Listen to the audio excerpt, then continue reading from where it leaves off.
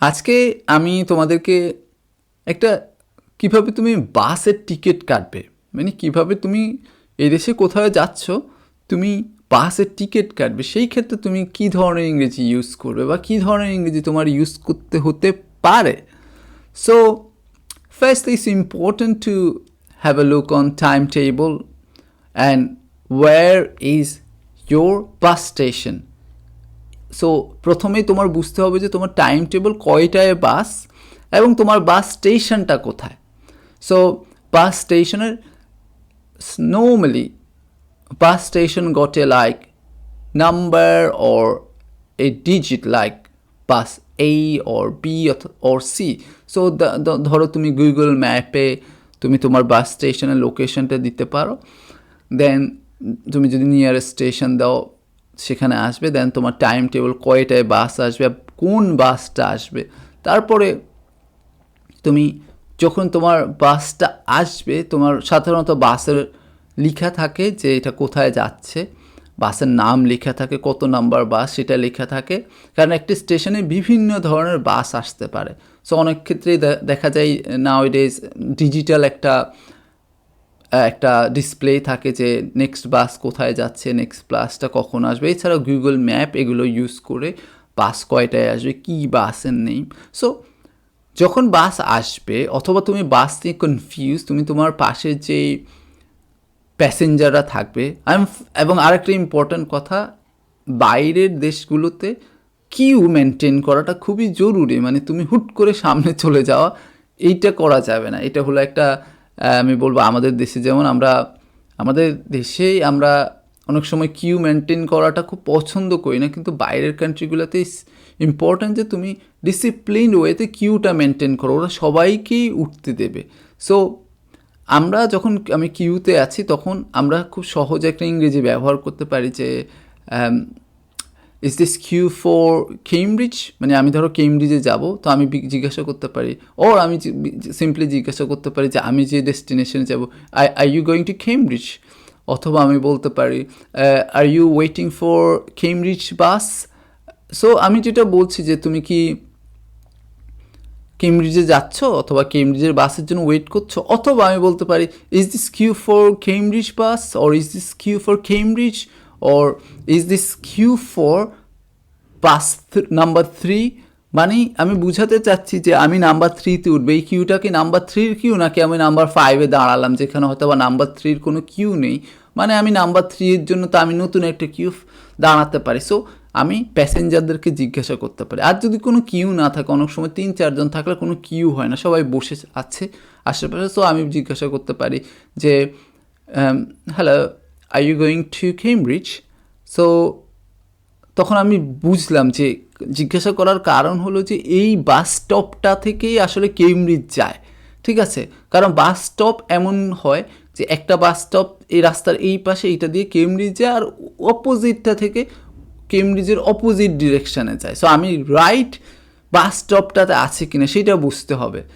So তারপর যদি কোনো প্যাসেঞ্জার না থাকে, অনেক ক্ষেত্রে এরকম হয়, সেক্ষেত্রে যখনই বাসের দরজাটা খুলবে তখন আমি বলবো বাস ড্রাইভারকে, excuse me is it going to Cambridge. So আমি বুঝাতে চাচ্ছি যে এই বাসটা কি কেমব্রিজ যাচ্ছে। সো ড্রাইভার আমাকে বলবে ইয়েস, অথবা আমি একটা স্টেশন লাইক আমি কেমব্রিজে লাইক পার্ক রোডে যাব, সো আমি বলবো যে is it going to park road. So driver বলবে ইয়েস ইট ইজ। সো আমি যদি কখনো না যাই তখন আমি বলতে পারি যে would you mind just dropping me off to park road please, I never been there. So তুমি বাস ড্রাইভারটাকে একটা নোশন দিচ্ছ বা একটা ওকে বলছো যে আমি কখনো যাইনি, তুমি আমাকে একটু ড্রপ করতে পারো কিনা। So bus driver make sure ওইখানে থামবে। এখন তারপরের স্টেপটা হলো টিকিট কাটা।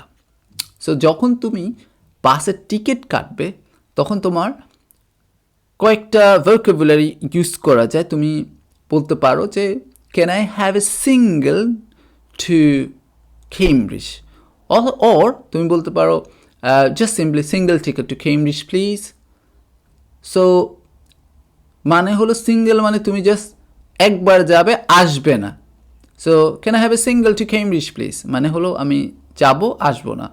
অথবা single ticket please to Cambridge, single to Cambridge please, যে কোনোভাবে বলো, তাহলে সে তোমাকে একটা সিঙ্গেল টিকিট দেবে। Hello, a single to Manchester, please. আর তুমি যদি বলো যে can have a return to Cambridge please, can have a return ticket to Cambridge please, অথবা return to Cambridge please. Good morning. I'd like a return to Cardiff, please, for next Tuesday. এটা বলতে পারো। So যখন তুমি এই ছাড়াও তুমি বলতে পারো যে can have a weekly ticket to Cambridge please. অনেক সময় আমরা উইকলি টিকিট কাটি, দ্যাটস ইট। তারপরে তোমার বাস ড্রাইভারকে তুমি যদি না জানো কোনো একটা লোকেশন, তুমি বলতে পারো would you mind just dropping me off please. So আমাদের এখানে যেটা হয়, তুমি প্রত্যেকটা বাসে সাধারণত স্টেশনে যাওয়ার আগে লেখা উঠে যে এই নেক্সট স্টেশনটা হলো এইটা, নেক্সট স্টেশন এইটা, এবং ওই নেক্সট স্টেশন আসার আগেই তোমার একটা বাজারের মতো থাকে, ওই বাজারটা তোমার সিটের পাশে থাকে, ওইটা তুমি জাস্ট প্রেস করবে, ড্রাইভার জানবে এখানে থামতে হবে। সো তুমি যদি ওই লোকেশনটা নাও চিনো, তুমি যেটা করতে পারো, তুমি ওরা বলবে নেক্সট স্টেশন, নেক্সট স্টেশন, অথবা একটা ম্যাপ থাকে, ওই ম্যাপে দেয়া থাকবে ডট ডট, এই স্টেশনের পর ওই স্টেশন। সো তুমি এর আগের স্টেশনগুলো দেখবে। এছাড়া আরেকটা সহজ হ্যাক হলো, তোমার মোবাইলে তুমি যখন গুগল ম্যাপ বা কোথাও দিবে, ওইখানেই এখন দেখায় যে তুমি কোন স্টেশনে আছো, এর পরের স্টেশনটা কি, অথবা এই স্টেশন থেকে ওই স্টেশনে যাওয়ার সময় কয়বার বাসটা থামবে, কোন কোন স্টপে। সো তুমি গুনে নিতে পারো যে 8টে স্টপে থামবে, এবং আমার স্টপটা হলো পার্ক রোডের আগের স্টপটা হলো লাইক নিউ স্ট্রিট। সো যখন ওই নিউ স্ট্রিটে থেমে গেলে এরপর তুমি জানবে যে পার্ক রোড। তারপরে আমরা নামার সময় সাধারণত ড্রাইভারকে থ্যাংক ইউ দেয়, thank you very much, or thank you, এটা হলো কমন একটা কার্টিসি। এছাড়া নামার সময় একটা কিউ মেনটেন করে, যারা ডিসেবল, যারা চিলড্রেন, যাদের মা বাবা বাচ্চাদেরকে নামাচ্ছে, তাদেরকে একটু আগে নামতে দিয়ে তারপরে আমরা বাস থেকে নামি।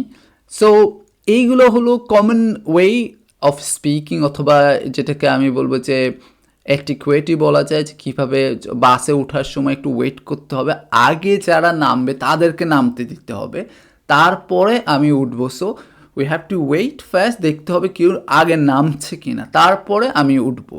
উঠে বাস ড্রাইভারকে ওকে morning, can I have single to Cambridge, তারপর সে টিকিট দিবে, আমি চলে গেলাম। আমি যদি না জানি তাকে বললাম যে কোথায়, অথবা আমি ড্রাইভার না হলে আমার পাশের প্যাসেঞ্জারকে যে I never been to Cambridge before, are you going to Cambridge, so সে বললো কেমব্রিজ, তখন তুমি তাকে ফলো করলে।